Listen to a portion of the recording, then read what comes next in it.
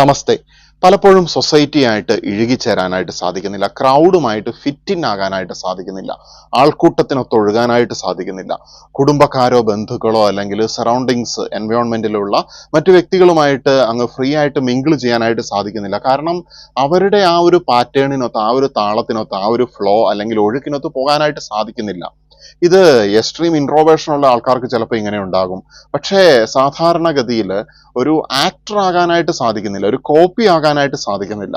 എന്ന് വെച്ച് കഴിഞ്ഞാൽ ഈ ലോകം മുഴുവൻ ഒരു ഡ്രാമ സ്റ്റേജ് ആണെന്നും അതിൽ നടക്കുന്ന ആക്ടേഴ്സ് ആണെന്നും പണ്ട് ഷേക്സ്പിയർ നമ്മളെ കുറിച്ച് വർണ്ണിച്ചിട്ടുണ്ട്. അപ്പോൾ ആ ഒരു ആക്ടർ ആകാനായിട്ട് സാധിക്കുന്നില്ല. Being an ഒറിജിനലായിട്ട് നിലകൊള്ളാനായിട്ട് സാധിക്കുന്നുള്ളൂ. ഒഴുക്കിനൊത്ത് കൂട്ടത്തിനൊത്ത് ഒഴുകാനായിട്ട് സാധിക്കുന്നില്ല. അപ്പൊ ഇതുകൊണ്ട് ഒറ്റപ്പെട്ട് നിൽക്കുന്നത് പോലെയുള്ള ഒരു ഫീലിംഗ് നിങ്ങൾക്ക് ഉണ്ടായിട്ടുണ്ടെങ്കിൽ തീർച്ചയായിട്ടും നിങ്ങൾക്കൊരു ഹയർ കോൾ ഉണ്ട് എന്നുള്ളതാണ്. ഭൂരിഭാഗം പോകുന്ന വഴി എപ്പോഴും ശരിയായിക്കോണമെന്നില്ല. ചിലപ്പോൾ ആ ഭൂരിഭാഗത്തിൽ നിന്ന് വ്യതിചലിച്ചു പോകുന്ന ചിലരുടെ വഴികളായിരിക്കും ശരി. കാരണം പണ്ട് കാലത്ത് ഭാരതം മുഴുവൻ അടിമത്തത്തിൽ കഴിഞ്ഞിരുന്ന സമയത്ത് അതിനെതിരെ ശബ്ദമുയർത്തിയ മഹാരഥന്മാർ, ഗാന്ധിജിയെ പോലെയൊക്കെ ഉള്ള ആളുകൾ, പല ആളുകളും ജീവൻ വെടിയുകയും ചെയ്തു. അപ്പൊ അവര് ക്രൗഡിന് ഒരുമിച്ചല്ല പോയത്, ആ അടിമത്തത്തിന്റെ ഫ്ലോയ്ക്ക് അനുസരിച്ചല്ല പോയത്. അതുപോലെ തന്നെ Martin Luther king, Abraham Lincoln, Malcolm X, അങ്ങനെ ഓരോ ലോകത്തിലെ വലിയ വിഭിന്നമായിട്ടുള്ള വ്യക്തിത്വങ്ങളെ ഒക്കെ എടുത്ത് നോക്കിക്കഴിഞ്ഞാൽ നമുക്ക് മനസ്സിലാവും അവരൊക്കെ വളരെ റെയർ ആണ്. ഒരു 1% ആളുകളെ അത്തരത്തിലുള്ള ദാർശനികര്, ലോകത്തിനെ മാറ്റിമറിച്ച ആളുകൾ ഉണ്ടായിട്ടുള്ളൂ. അപ്പൊ നിങ്ങളുടെ ഉള്ളിലും ഇങ്ങനെയുള്ള ഒരു വ്യക്തിത്വം ഉണ്ടായിരിക്കാം. നമുക്ക് എല്ലാവർക്കും ഇത്തരത്തിൽ ഒരു ലീഡർഷിപ്പ് ക്വാളിറ്റി അല്ലെങ്കിൽ മാറ്റിമറിക്കാനുള്ള, വിവിധ മേഖലകളിലുള്ള പ്രവർത്തിക്കാനുള്ള കഴിവുകൾ തന്നിട്ടാണ് സൃഷ്ടാവ് ഇങ്ങോട്ട് വിട്ടിരിക്കുന്നത്. അല്ലെങ്കിൽ നമുക്ക് എല്ലാവർക്കും യുണീക്ക് ആയിട്ടുള്ള എബിലിറ്റീസ്, നമുക്ക് ഓരോരുത്തർക്കും ഓരോ രീതിയിലുള്ള കർമ്മങ്ങളുണ്ട് എന്ന് മനസ്സിലാക്കേണ്ടിയിരിക്കുന്നു. അപ്പൊ ഇത് എല്ലാവരിലുമുണ്ട്. ഇതെങ്ങനെയാണ് തിരിച്ചറിയുക? ലോകം മാറ്റിമറിക്കാനായിട്ടുള്ള ശക്തിയുള്ള, ആത്മീയമായിട്ടുള്ള സിദ്ധികളുള്ള ആളുകളുടെ പ്രത്യേകതകളാണ് ഈ വീഡിയോയിൽ പറയുന്നത്. ഒന്നാമത്തെ കാര്യം, ഞാൻ ഈ പറഞ്ഞതുപോലെ തന്നെ ഒരു ആക്ടർ ആകാനായിട്ട് സാധിക്കുന്നില്ല, പ്രിട്ടൻഡ് ചെയ്യാനായിട്ട് സാധിക്കുന്നില്ല. ഇന്ന് എല്ലാവരും അഭിനേതാക്കളാണ്. ജോലിസ്ഥലത്ത് പോയി കഴിഞ്ഞാൽ നിങ്ങൾ ഒരുപക്ഷെ കാണുന്നത് അവരുടെ ശരിയായിട്ടുള്ള മുഖമായിരിക്കുകയില്ല. അല്ലെങ്കിൽ നിങ്ങൾ ക്രൗഡുമായിട്ട് ഇടപെടുമ്പോൾ, സൊസൈറ്റിയുമായിട്ട് ഇടപെടുമ്പോൾ നിങ്ങൾ കാണുന്നത് ശരിയായിട്ടുള്ള മുഖങ്ങളായിരിക്കില്ല. അവരുടെ അഭിനയിക്കുന്ന ആ ഒരു ഭാവമായിരിക്കും കാണുന്നത്. പക്ഷെ അവരിൽ യഥാർത്ഥത്തിലുള്ള ഒരു വ്യക്തി ആ ഒരു മുഖംമൂടിക്ക് പുറകിലുണ്ട് എന്ന് നമുക്ക് മനസ്സിലാവുകയും ചെയ്യും. അപ്പൊ ഇതുപോലെ ഒരു ആക്ടർ, ഒരു പ്രിട്ടൻഷൻ നിങ്ങൾക്ക് നൽകാനായിട്ട് സാധിക്കുന്നില്ല. അത് വളരെ ശ്രമകരമാണ്. ഇങ്ങനെ ചെയ്യുമ്പോൾ ഒരുപാട് ഊർജം നഷ്ടപ്പെടുന്നത് കൊണ്ട്, അല്ലെങ്കിൽ ഈ ഒരു മുഖംമൂടി നിങ്ങൾക്ക് കീപ്പ് ചെയ്യാനായിട്ട് സാധിക്കുന്നില്ലെങ്കിൽ, അത് തന്നെയാണ് ലോകം മാറ്റിമറിക്കാനായിട്ട് വന്നിരിക്കുന്ന വ്യക്തികളുടെ ഒന്നാമത്തെ പ്രത്യേകത എന്നത്. കാരണം അവർക്കൊരു കോപ്പി ആകാനായിട്ട് സാധിക്കുന്നില്ല. ദേ ആർ ഒറിജിനൽ പീസസ് ആണ് അവർ എന്നുള്ളത് ആദ്യത്തെ പ്രത്യേകതയായിട്ട് നമുക്ക് മനസ്സിലാക്കേണ്ടിയിരിക്കുന്നു. So the crowd doesn't satisfy you എന്ന് വെച്ച് കഴിഞ്ഞാൽ ഈ ആൾക്കൂട്ടം നിങ്ങളെ സംതൃപ്തനാക്കുന്നില്ല അല്ലെങ്കിൽ സംതൃപ്തയാക്കുന്നില്ല എന്നുള്ളതാണ്. അപ്പൊ ഈ ആൾക്കൂട്ടത്തിനൊത്ത് ഒഴുകി പോകാനായിട്ട് സാധിക്കാത്തത് കൊണ്ട് തന്നെ ഉണ്ടാകുന്ന മറ്റൊരു പ്രശ്നം എന്ന് പറയുന്നത്, അവര് ചെയ്യുന്നത് പോലെയുള്ള കാര്യങ്ങളൊന്നും ചെയ്യാനായിട്ട് സാധിക്കുന്നില്ല. അതുപോലെയുള്ള കൊച്ചു കൊച്ചു റിസൾട്ടുകൾ ഉണ്ടാക്കിയെടുക്കാനായിട്ട് സാധിക്കുന്നില്ല.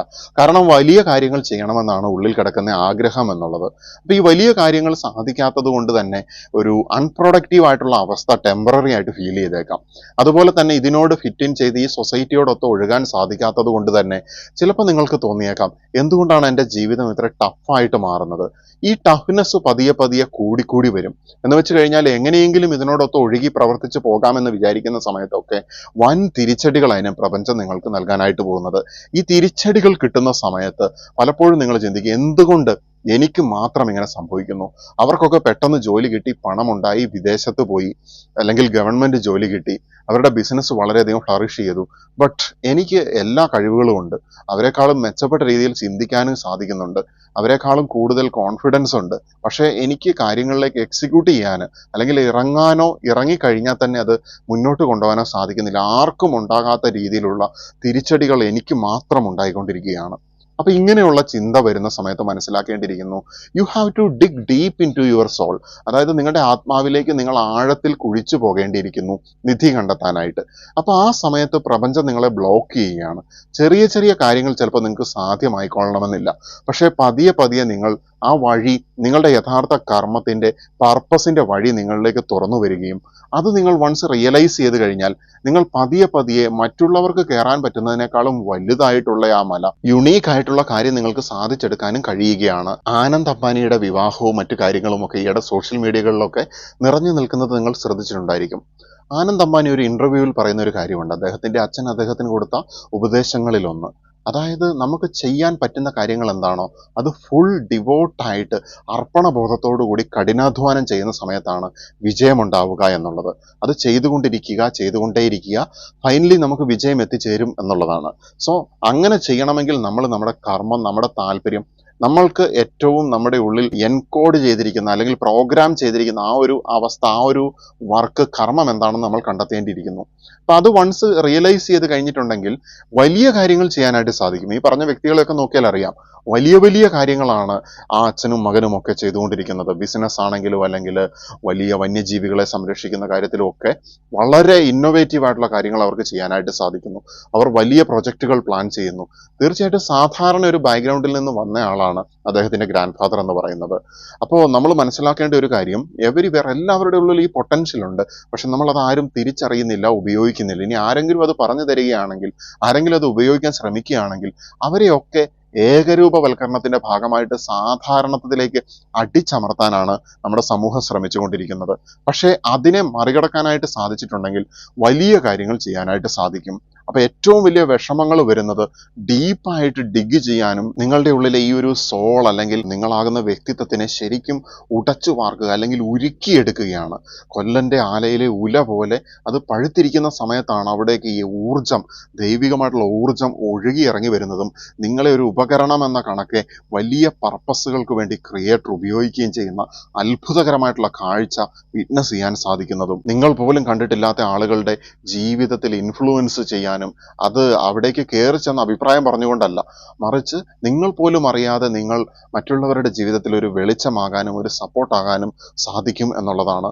വലിയ മാറ്റങ്ങൾ സമൂഹത്തിലേക്ക് ഉണ്ടാക്കാനായിട്ട് സാധിക്കും എന്നുള്ളതാണ്. സോ ഇത്തരത്തിലുള്ള വിഷമസന്ധികൾ അല്ലെങ്കിൽ പ്രതിസന്ധികൾ വരുന്ന സമയത്ത് നമ്മൾ അന്നേരം വിഷമിക്കുകയാണെങ്കിലും കുറച്ച് കാലം കഴിയുന്ന സമയത്ത് you will appreciate that pain. ആ ഒരു വേദനയെ നിങ്ങൾക്ക് അപ്രീഷിയേറ്റ് ചെയ്യാനായിട്ട് സാധിക്കും. നിങ്ങൾ മനസ്സിലാക്കും, എനിക്ക് ഇത്ര കണ്ടുള്ള ആത്മീയമായിട്ടുള്ളതും അല്ലെങ്കിൽ ഭൗതികമായിട്ടുള്ളതുമായിട്ടുള്ള ഗ്രോത്ത് ഉണ്ടാക്കാൻ വേണ്ടിയായിരുന്നു എൻ്റെ മുന്നിൽ ഈ പ്രതിസന്ധികളെല്ലാം വന്നിരുന്നത് എന്നുള്ളത് നിങ്ങൾക്ക് മനസ്സിലാകും. ഈ പെയിൻ ഉണ്ടെങ്കിൽ, ഈ പരാജയം ഉണ്ടെങ്കിൽ മാത്രമേ നമ്മൾക്ക് വിജയത്തെ എൻജോയ് ചെയ്യാനായിട്ട് സാധിക്കുകയുള്ളൂ. APJ അബ്ദുൽ കലാം പറയുന്നത് പോലെ ആദ്യ പരാജയം ഉണ്ടാകുന്ന സമയത്ത് തകർന്നു പോവുകയായിരുത്, ആ സമയത്ത് സന്തോഷിക്കുക. കാരണം വിജയത്തിലേക്ക് പോകാൻ വേണ്ടിയിട്ടുള്ള ഫസ്റ്റ് സ്റ്റാർട്ടാണ് അവിടെ ഉണ്ടായിരിക്കുന്നത്. ഇത്തരത്തിൽ വലിയ കാര്യങ്ങൾ ചെയ്യാനായിട്ട് സഹായിക്കുന്ന നിങ്ങളുടെ ഉള്ളിലെ ഇന്നർ ലൈറ്റ് ചിലർക്കെങ്കിലും, ഒരു ന്യൂനപക്ഷത്തിനെങ്കിലും അതൊരു അസഹിഷ്ണുത ഉണ്ടാക്കാൻ സാധ്യതയുണ്ട്, അല്ലെങ്കിൽ ഒരു അൺകംഫർട്ടബിൾ ആയിട്ടുള്ള ഒരു അവസ്ഥ ഉണ്ടാക്കാനുള്ള സാധ്യതയുണ്ട്. അവർ പല രീതിയിൽ ഒച്ച വെച്ചേക്കാം. പക്ഷെ നിങ്ങൾ ഓർക്കേണ്ട ഒരു കാര്യം, ചന്ദ്രനെ നോക്കി നായ്ക്കുട്ടികൾ കുരയ്ക്കാറുണ്ട്, അല്ലെങ്കിൽ വിവേകാനന്ദന്റെ വാക്കുകൾ നമുക്കിവിടെ ഓർക്കേണ്ടതുണ്ട്. അതായത് നിങ്ങൾ വലിയ കാര്യങ്ങൾ ചെയ്യാനായിട്ട് ജനിച്ചവരാണ്. നിങ്ങൾ അതിലേക്ക് ഇറങ്ങുന്ന സമയത്ത് നായ്ക്കുട്ടികൾ നിങ്ങളെ നോക്കി കുരയ്ക്കുന്നുണ്ടാകാം. പക്ഷെ നിങ്ങളുടെ കർമ്മം എന്താണോ അത് ചെയ്തുകൊണ്ടേയിരിക്കുക, മുന്നോട്ട് പോയിക്കൊണ്ടേയിരിക്കുക. ഈ സൽക്കർമ്മം ചെയ്യുന്ന സമയത്ത് തീർച്ചയായിട്ടും വലിയ റിവാർഡാണ് യൂണിവേഴ്സിൽ നിന്ന് നമ്മളിലേക്ക് വരിക എന്നതിൽ യാതൊരു സംശയവുമുള്ള കാര്യമല്ല. കാരണം കർമ്മം എന്ന് പറയുന്നത് ആത്മീയതയുടെ അടിസ്ഥാനപരമായിട്ടുള്ള ഒരു നിയമം തന്നെയാണ്. അത് ശാസ്ത്രത്തിലേക്ക് നോക്കുകയാണെങ്കിലും for every action there will be an opposite and equal reaction എന്നുള്ളതാണ്. സോ ഒരു ന്യൂനപക്ഷം നിങ്ങളെ വിമർശിച്ചേക്കാം, പക്ഷേ നിങ്ങളുടെ പ്രവർത്തികൾ മറ്റുള്ളവർക്ക് ഗുണകരമായിട്ട് തോന്നുന്നതാണെങ്കിൽ, അത് നിങ്ങളുടെ മനസാക്ഷിക്ക് ഒരു പ്രോബ്ലമായിട്ട് വരാത്ത രീതിയിലുള്ള കാര്യങ്ങളാണെങ്കിൽ, നമ്മൾ തെറ്റാണ് ചെയ്യുന്നതെങ്കിൽ തീർച്ചയായിട്ടും നമ്മുടെ ഉള്ളിലിരുന്ന ഒരു ശക്തി പറയുന്നുണ്ട് ഇത് തെറ്റാണ്, ഇത് ചെയ്യരുത് എന്നുള്ളത്. സാധാരണഗതിയിൽ അല്ലെങ്കിൽ ആത്മീയമായിട്ടൊരു അനുഗ്രഹം കിട്ടിയിട്ടുള്ള ആളുകൾക്കൊക്കെ ഇത് സംഭവിക്കാറുണ്ട്. പക്ഷേ മൃഗീയമായിട്ടുള്ള കൊലപാതകങ്ങളും മറ്റു കുറ്റകൃത്യങ്ങളും ഒക്കെ ചെയ്യുന്ന ചിലരിൽ ഈ ഒരു ശക്തി കുറഞ്ഞു പോവുകയാണ് അവരുടെ പ്രവർത്തികളുടെ ഫലമായിട്ട്, അല്ലെങ്കിൽ അവരുടെ മനസ്സ് കൃത്യമായിട്ട് ഫങ്ഷൻ ചെയ്യുന്നില്ല എന്ന് തന്നെ പറയേണ്ടി വരും. പക്ഷെ ഈ സമയത്ത് നിങ്ങൾ മനസ്സിലാക്കേണ്ട ഒരു കാര്യം എന്ന് പറയുന്നത്, ഇത്തരത്തിലുള്ള ബുദ്ധിമുട്ടുകൾ ഉണ്ടാകുകയാണെങ്കിലും ഈ യൂണിവേഴ്സ് നിങ്ങൾക്ക് വേണ്ടി ഒരു വലിയ പ്ലാൻ അൺഫോൾഡ് ചെയ്തുകൊണ്ടിരിക്കുകയാണ്. ഈ ഒരു പെർസ്പെക്റ്റീവിലേക്ക് നിങ്ങൾ മാറിക്കഴിഞ്ഞിട്ടുണ്ടെങ്കിൽ നിങ്ങൾക്ക് മനസ്സിലാകും സംഭവിച്ചുകൊണ്ടിരിക്കുന്നതെല്ലാം ഒരു ബിഗ്ഗർ പ്ലാനിന്റെ ഭാഗം തന്നെയാണ്. So the universe is unfolding the plan for you. അപ്പൊ നമ്മുടെ ജീവിതത്തിൽ ചലഞ്ചസ് വരുന്ന സമയത്ത്, നമ്മുടെ ജീവിതത്തിൽ തടസ്സങ്ങളും കട്ടിങ്സും അല്ലെങ്കിൽ തിരിച്ചടികളും വരുന്ന സമയത്ത് മനസ്സിലാക്കുക, ദ യൂണിവേഴ്സ് അല്ലെങ്കിൽ ക്രിയേറ്റർക്ക് ഒരു ഹയർ ആൻഡ് ബെറ്റർ പ്ലാൻ ഉണ്ട്, അത് നമ്മളിലേക്ക് വരാൻ വേണ്ടി മാത്രമുള്ള ഒരു ഡിലേയിങ് ആണ് എന്നുള്ളത്. ഈ ഡിലേയ്ഡ് റെസ്പോൺസ് എന്ന് പറയുന്ന ഒരു ഡിനൈഡ് റെസ്പോൺസ് ആണെന്നൊക്കെ നമ്മൾ സാധാരണ ആളുകൾ പറഞ്ഞു കേൾക്കാറുണ്ട്. പക്ഷെ നിങ്ങൾ മനസ്സിലാക്കേണ്ട ഒരു കാര്യം, if it is delayed, something big and better is coming. So better things are coming എന്നുള്ളത് വിശ്വസിച്ചുകൊണ്ടും, ഇതൊരു വിശ്വാസം അടിച്ചേൽപ്പിക്കേണ്ട കാര്യമല്ല, നിങ്ങൾ ആ ഒരു മിറക്കിൾ, ആ ഒരു അത്ഭുതത്തെക്കുറിച്ച് ചിന്തിച്ചുകൊണ്ട് നിങ്ങൾ മുന്നോട്ട് പോവുകയാണെങ്കിൽ ഡെഫിനറ്റ്ലി നിങ്ങൾ അതിന് സാക്ഷിയാവുക തന്നെ ചെയ്യും.